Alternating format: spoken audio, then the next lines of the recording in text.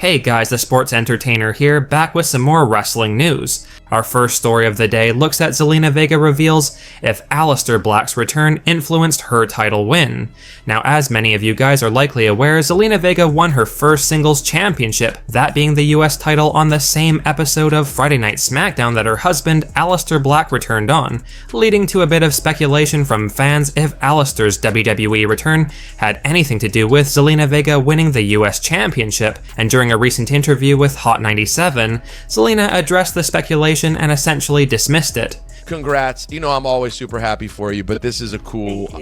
This is some icing on this cake of your journey that has been awesome to watch, so... Well, I mean, to be fair, and also, like, kind of weird, but you were just talking about my husband earlier, and it's like, the fact that, mind you, this was not planned, which I laugh a lot when I see a lot of the fans are like, oh my god, the only reason that she got this title is because her husband was coming back. I'm like, don't you think that would have been the world title? But anyways, secondly, like, just to have this happen the same night, literally only 10 minutes apart from when he came back, was another moment where you're like, did this freaking happen? His native language is... Next up, Logan Paul joining Seth Rollins' new faction as fourth member.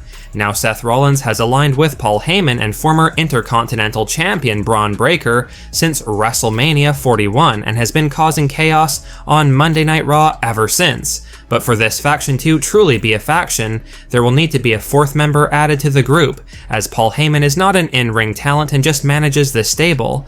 And during a recent episode of the Not Sam podcast, WWE personality Sam Roberts discussed how it would make a lot of sense for Logan Paul to be revealed as being the fourth member of Seth Rollins' new faction.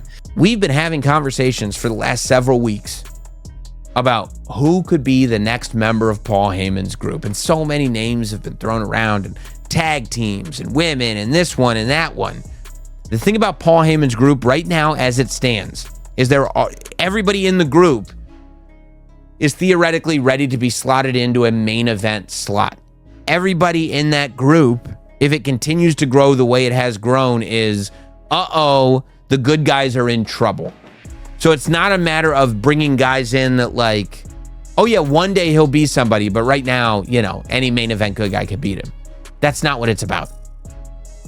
It's about going, oh no, like that guy was already destined for fame. That guy was already destined to be the top guy. But now with Paul Heyman, it's a different story. It's a little bit more similar to when the camera panned out and we saw Roman Reigns and Paul Heyman sitting on the couch together. So with all that in mind, what if of all people, Logan Paul is the next member of Paul Heyman's group? To me, I've been sitting with this for a while, and it only makes sense. Logan Paul not only is main event ready, he's wrestled in main events before. He'll wrestle Jey Uso in a World Heavyweight Championship match at Saturday night's main event. Logan's 30 years old. He's got an incredibly athletic.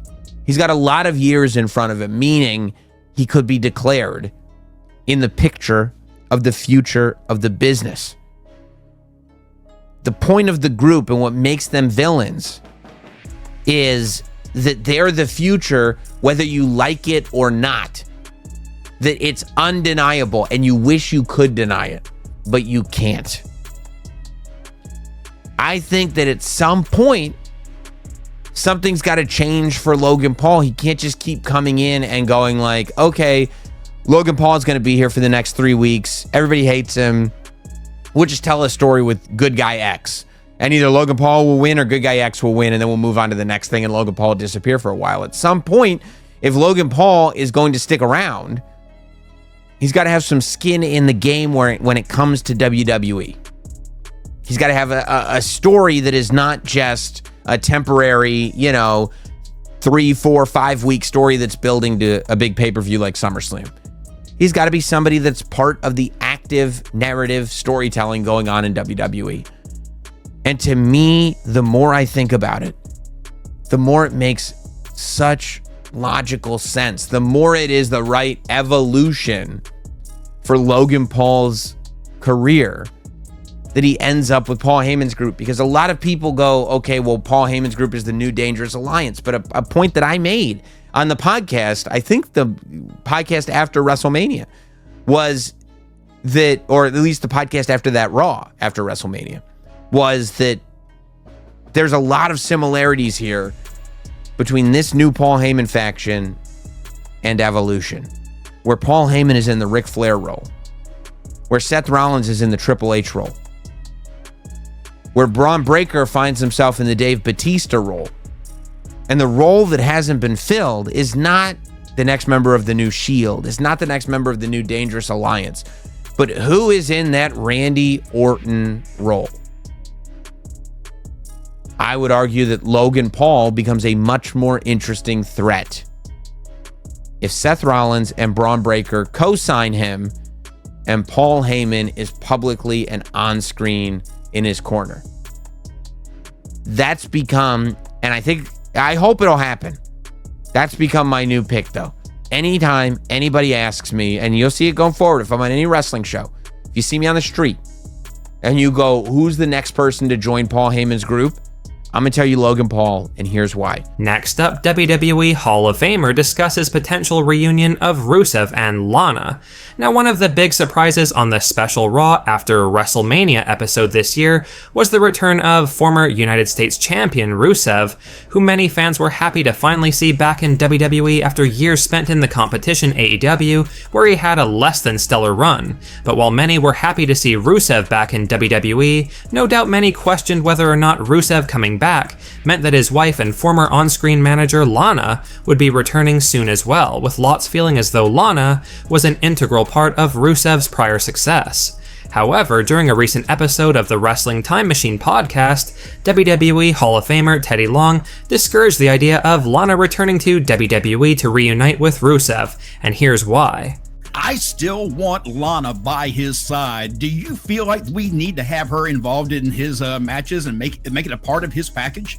Well, first of all, I want to know what is going on with you. Why is it that you got to have Lana with Rusev? Who needs Lana? Rusev is a monster, okay? He don't need Lana. He just married her. That's enough.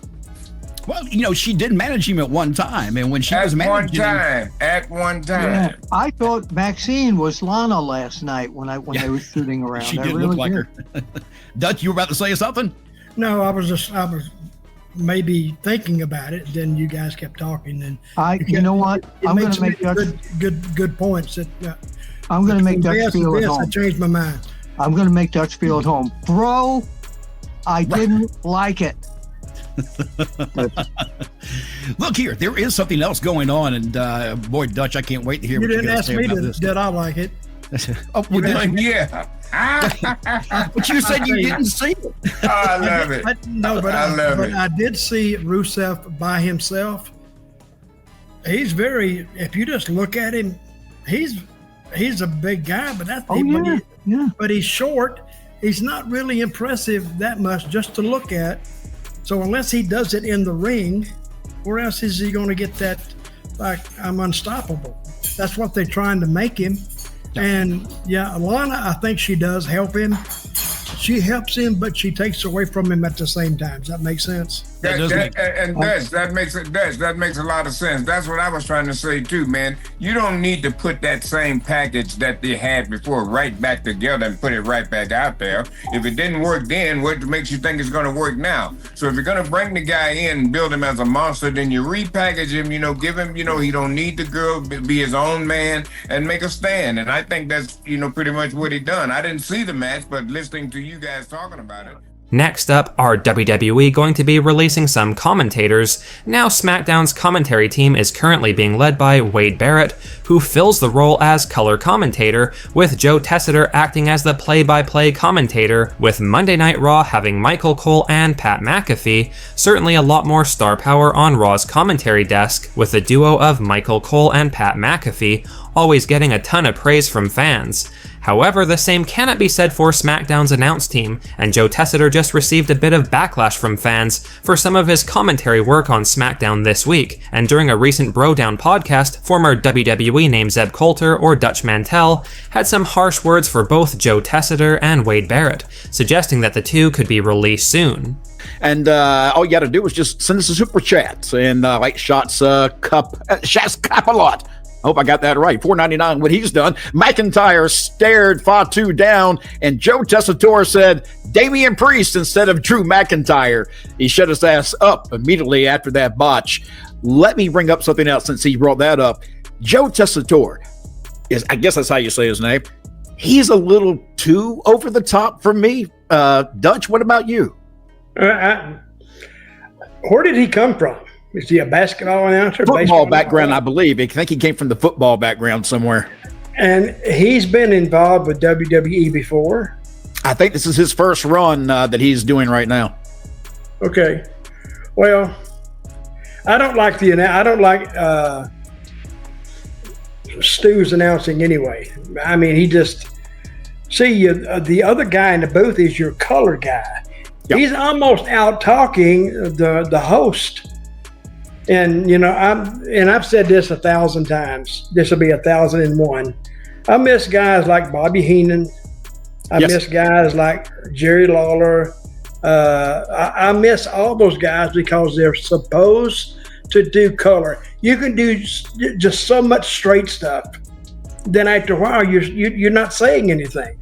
You're just talking to hear yourself talk because they're not really making a point. And they're not funny. Some of them don't want to look silly and stupid. Lawler, he loved that. And so did Bobby Heenan. That's what got him over. Yes. But I don't know. These, I think Mr. Tessitore? Stu. Yeah, well, he might need to look for another job too, but he's okay as a straight guy. Yeah. They all need to be looking for another job, I think. Well, guys, that's it for today's major wrestling news. Make sure you leave a like and comment, and also make sure you subscribe to the channel with notifications turned on so you'll never miss out on an episode. Finally, if you haven't already, give us a follow on Twitter at TSE Wrestling, and we will see you guys in the next video.